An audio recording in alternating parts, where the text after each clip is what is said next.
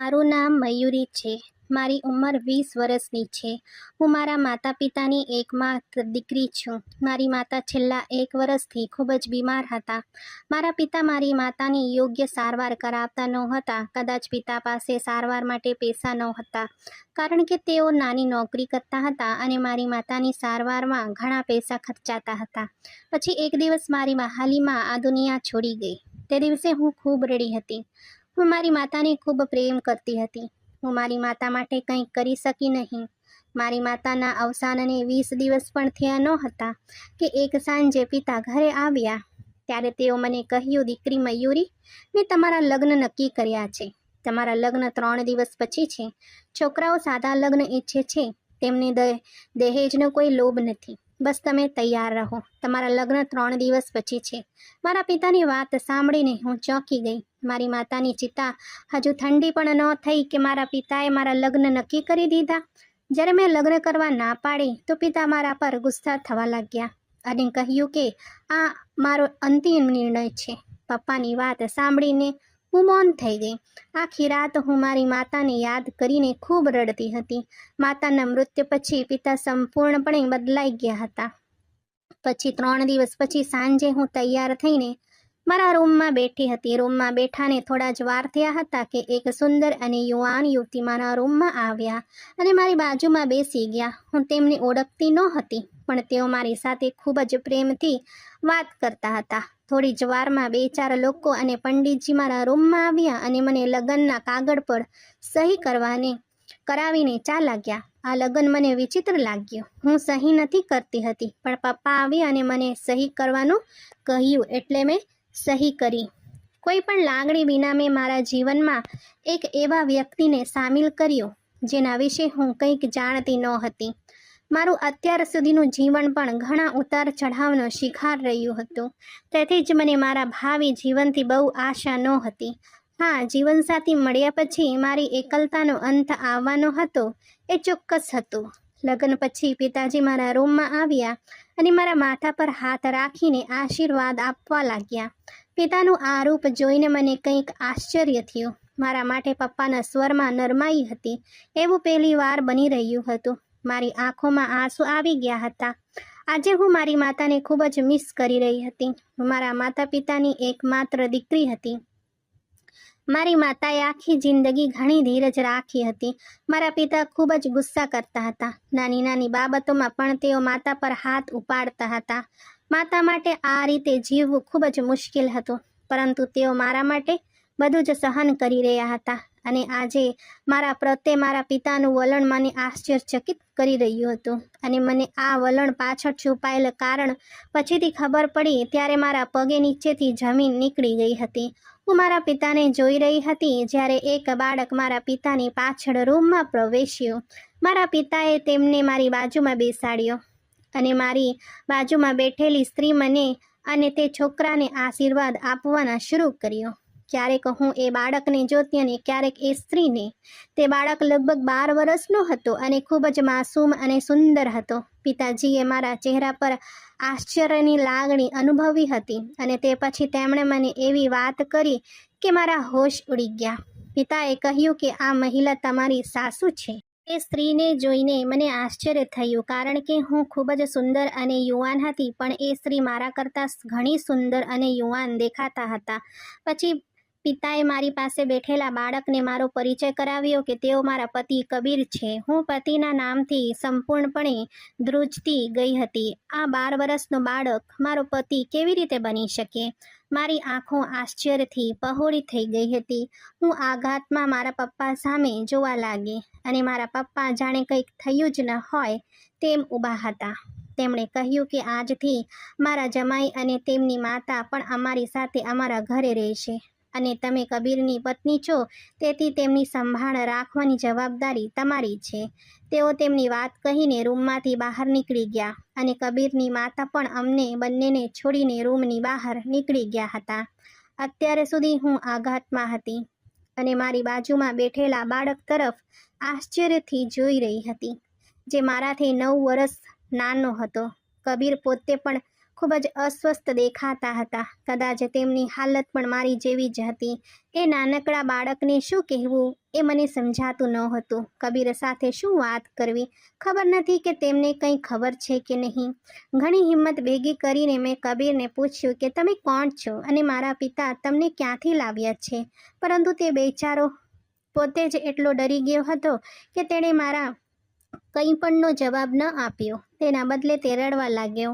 અગાઉ પણ મને લગ્નની કોઈક ઈચ્છા નહોતી, પણ હવે જાણે મારું આખું જીવન અંધકારમાં ડૂબી ગયું હોય તેવું લાગી રહ્યું હતું. મેં મારા કપડાં બદલી નાખ્યા હતા અને ફરીથી મારા જૂના સ્વભાવમાં આવી ગઈ હતી. હું જાણતી હતી કે હવે મારા જીવનમાં કંઈ બચ્યું નથી. કબીર ડરીને એક ખૂણામાં બેઠો હતો. મને એ માસૂમ બાળક પર દયા આવવા લાગી. મેં કબીરને કહ્યું કે ચિંતા ન કરો, હું તમારી સંભાળ રાખીશ. રમતગમતની ઉંમરે એ બિચારા મારી સાથે પરણી ગયા, જ્યારે એમને કદાચ લગ્નના નામની પણ પૂરેપૂરી જાણ નહોતી. જવાબદારીઓ તો દૂરની વાત હતી.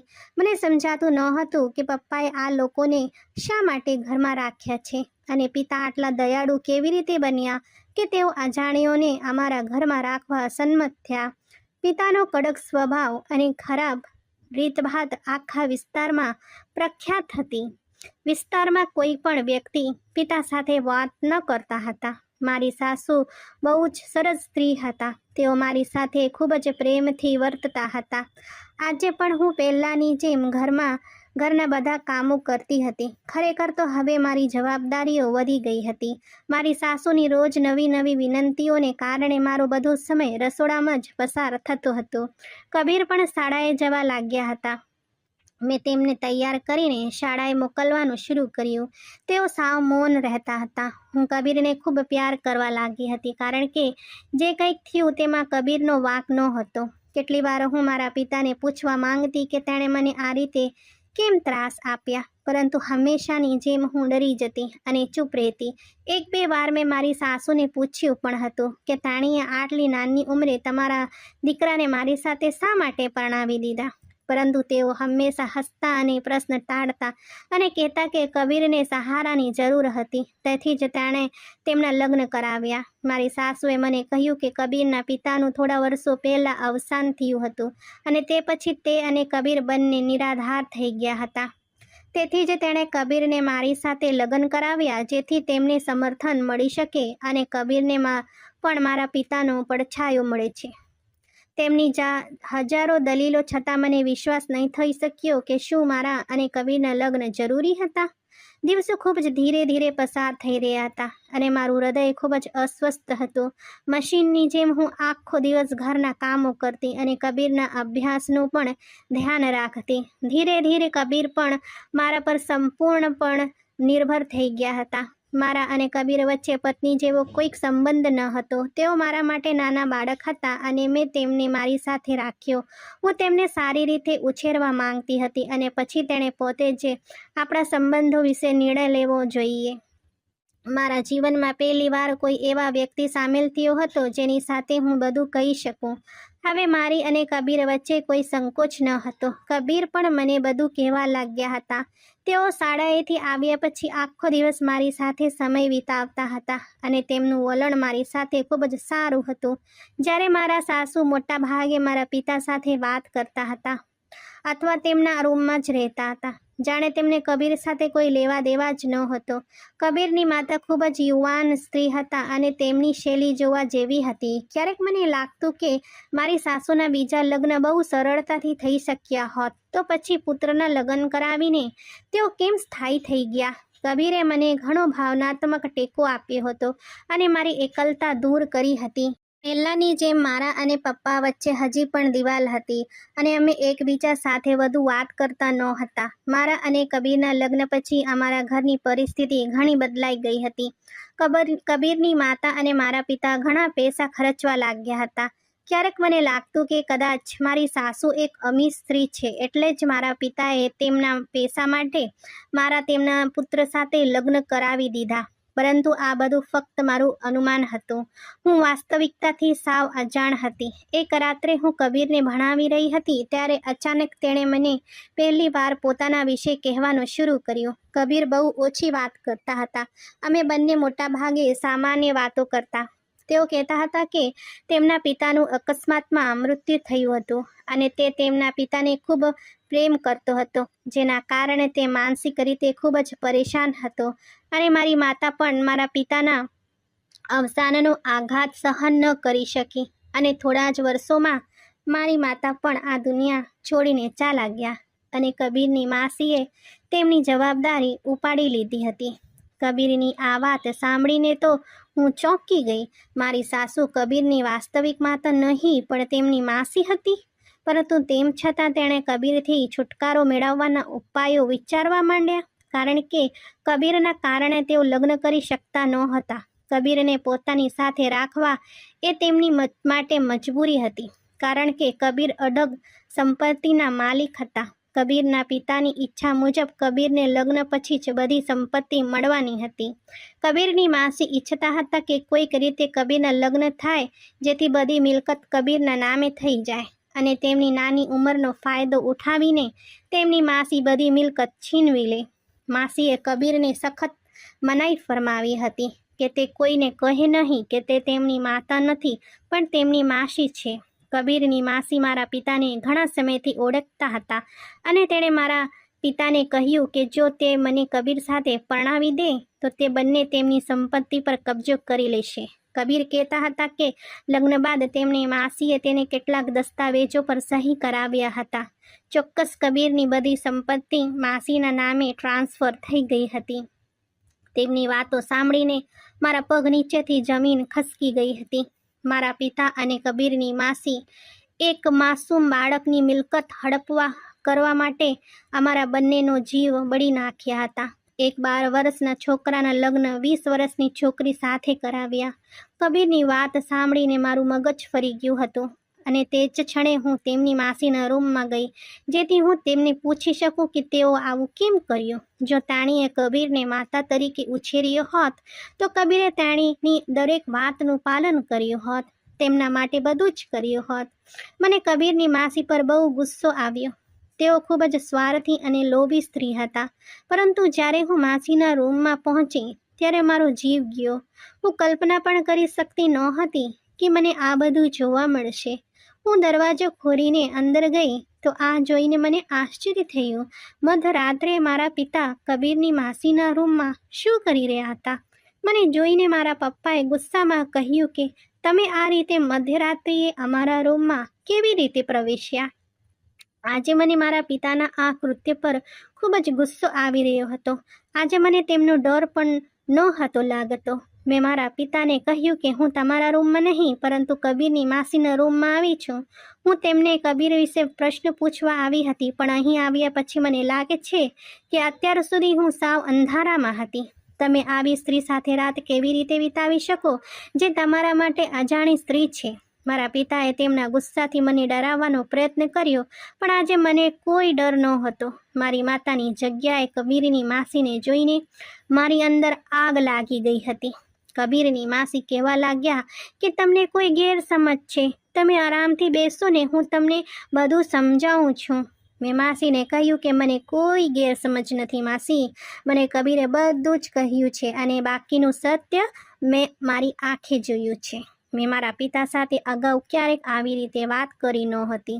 આજે પહેલી વાર મારો ગુસ્સો જોઈને તેઓ સાવ ઠંડા પડી ગયા હતા. કબીર પણ મારી પાછળ આવ્યા. કબીરની માસી કહેવા લાગ્યા કે તેણે મારા પિતા સાથે લગ્ન કર્યા છે. અમે બંને ખોટું નથી કરી રહ્યા હતા. આ સાંભળીને મને આશ્ચર્ય થયું કે મારા પિતાએ મારાથી આટલી મોટી વાત છુપાવી. જો તેણે માસી સાથે લગ્ન કર્યા હતા તો તેણે મારાથી આ વાત કેમ છુપાવી? પછી માસીએ કહ્યું કે કબીરના પિતાએ તમામ મિલકત કબીરના નામે કરી દીધી હતી અને તમારી માતાએ તેમના મૃત્યુ સમયે અમે જે મકાનમાં રહીએ છીએ તે ઘર તમારે નામે કર્યું હતું, કારણ કે તમારી માતાને આ ઘર તેમના લગ્નમાં મળ્યું હતું. મારા પિતાની હાલત સારી નહોતી અને કબીરની માસી પણ આખી જિંદગી કબીરની જવાબદારી લેવા માંગતા નહોતા. તેથી જ બંનેએ સાથે મળીને વિચાર્યું કે અમારા લગ્ન કરાવીને આ બધી મિલકત તેમના નામે કરી લઈએ. મારા પિતાને લાગ્યું કે જો મને તેમના બીજા લગ્ન વિશે ખબર પડી તો હું તેમની વિરુદ્ધ થઈ જઈશ. એટલા માટે તેણે મારાથી તેમના લગ્નનું સત્ય છુપાવ્યું. બંને પોતાના ઉદ્દેશમાં સફળ થયા હતા. મેં કબીરની સંપૂર્ણ જવાબદારી લીધી હતી. માસીએ કબીરની પ્રોપર્ટી તેમના નામે કરાવી લીધી હતી અને આ ઘર પણ મારા પિતાના હાથમાંથી જવાનું નહોતું, કારણ કે તેઓ હંમેશા મને આ ઘરમાં પોતાની સાથે રાખશે. બંનેની યોજના સંપૂર્ણપણે સફળ રહી. બંને વિચાર્યું કે હું ક્યારેક સત્ય જાણી શકીશ નહીં, પરંતુ કબીરને બાળક માનીને તેમની માસીએ દરેક વાત તેમની સામે કહ્યું હતું. કબીર મારી એટલી નજીક થઈ ગયા હતા કે તેણે મને આખું સત્ય કહ્યું. કબીર માત્ર 12 વર્ષના હતા, પરંતુ સંજોગોએ તેમને તેમની ઉંમર કરતાં ઘણા મોટા બનાવી દીધા હતા. હું ક્યારેક વિચારી શકતી નહોતી કે મારા પિતા એક ઘર અને મિલકત માટે મારા નાના બાળક સાથે લગ્ન કરાવીને મારી આખી જિંદગી બરબાદ કરી દેશે. મેં કબીરની માસીને તેમની તમામ મિલકત કબીરના નામે પરત કરવાનું કહ્યું, અન્યથા હું પોલીસ ફરિયાદ નોંધાવીશ. માસી મને પ્રેમથી સમજાવવા લાગ્યા કે કબીર હજી એટલો સક્ષમ નથી કે તેમની મિલકતની સંભાળ રાખી શકે. મેં માસીને કહ્યું કે કબીરની પત્ની તરીકે હું તેમના માટે બધું જ સંભાળી શકું છું. જો તેઓ મારી વાત નહીં માને તો હું અહીં અને અત્યારે પોલીસ પાસે જઈશ. જ્યારે મારા પિતાએ પણ મને ધમકાવવાનો પ્રયાસ કર્યો ત્યારે મેં મારા પિતાને કહ્યું કે હમણાં મારું ઘર ખાલી કરી દો, તે જ તમારા માટે સારું રહેશે. નહીં તો હું તમને પણ આ ગુના માટે ધરપકડ કરી શકું છું કે બળજબરીપૂર્વક તમે મારા લગ્ન એક ઓછા ઉંમરના બાળક સાથે કરાવ્યા છે. મારા પિતાને એવો કંઈક ભ્રમ કે શંકા નહોતી કે હું તેમની સાથે આવું વર્તન કરી શકું. ઘર ખાલી કરવાના નામે મારા પિતાની હાલત કફોડી થઈ ગઈ હતી. પોલીસનું નામ સાંભળીને કબીરની માસી અને મારા પિતા ડરી ગયા હતા. બંને એકબીજા સામે જોઈ રહ્યા હતા. ખબર નહીં આજે મારામાં આટલી હિંમત ક્યાંથી આવી ગઈ કે હું તેમની સામે મક્કમતાથી ઊભી હતી. બંને પોતે જ બિછાવેલી જાળમાં ફસાઈ ગયા હતા. કબીરની માસીએ મને ખાતરી આપી હતી કે તે તરત જ કબીરની મિલકત તેમને ટ્રાન્સફર કરી દેશે. મેં મારા પિતાને તેમની પત્ની સાથે 1-2 દિવસમાં ઘર ખાલી કરવા કહ્યું, કારણ કે હું મારી માતાના ઘરમાં તેમની જગ્યાએ બીજી કોઈ સ્ત્રીને જોઈ શકતી નહોતી. માસી જે એક યુવાન અને સુંદર સ્ત્રી હતી, તેણે લાલચમાં મારા પિતા જેવા વૃદ્ધ માણસ સાથે લગ્ન કર્યા હતા. હું સારી રીતે જાણતી હતી કે આ ઘર છોડ્યા પછી માસી મારા પિતાને છોડી દેશે અને મારા પિતા જેવા લોકોને આ જ સજા થવી જોઈતી હતી. 4 દિવસ પછી મારા પિતા અને કબીરની માસીએ મારું ઘર છોડી દીધું અને કબીરની મિલકત પણ કબીરના નામે પાછી આવી. મેં કબીરને ખાતરી આપી હતી કે હું તેમની સંપૂર્ણ સંભાળ રાખીશ અને જ્યારે તેઓ પૂરતા સક્ષમ બનશે ત્યારે તે પોતાનું જીવન જાતે નક્કી કરશે. કબીરે હસીને મારો હાથ પકડીને કહ્યું કે તે આખી જિંદગી મારી સાથે રહેવા માંગે છે. મારી થોડી હિંમતથી અમે બંને નબળા લોકોના જીવનમાં પ્રકાશ લાવી દીધો હતો. જ્યાં સુધી કોઈ વ્યક્તિ જુલમ સામે અડગ ન રહે ત્યાં સુધી જુલમ તેમના પર રાજ કરતો રહે છે, અને જ્યારે કોઈ વ્યક્તિ તેમના ડર પર કાબૂ મેળવે છે અને જુલમની કમર તોડવા માંગે છે ને, ત્યારે તે તેમના માટે મુશ્કેલ નથી. કબીરે પોતાના અભ્યાસ પૂરા કર્યા પછી તેમના પિતાએ છોડેલી મિલકતમાંથી બિઝનેસ શરૂ કર્યો અને કબીરે મને તેમની પત્ની તરીકે સંપૂર્ણપણે સ્વીકારીને મારા જીવનની તમામ ખામીઓ પૂરી કરી દીધી હતી. થોડા મહિના પછી કબીરની માસી મારા પિતાને છોડીને બીજા અમીર માણસ સાથે ભાગી ગયા હતા. જ્યારે મારા પિતાએ રડતા રડતા મારી પાસે આવીને માફી માંગી ત્યારે મેં તેમને મારા પોતાના ઘરમાં રહેવા માટે જગ્યા આપી દીધી હતી. પણ મારા અને તેમની વચ્ચે કોઈ ખાસ સંબંધ ન હતો. લોભે તેમને સાવ બરબાદ કરી દીધો હતો.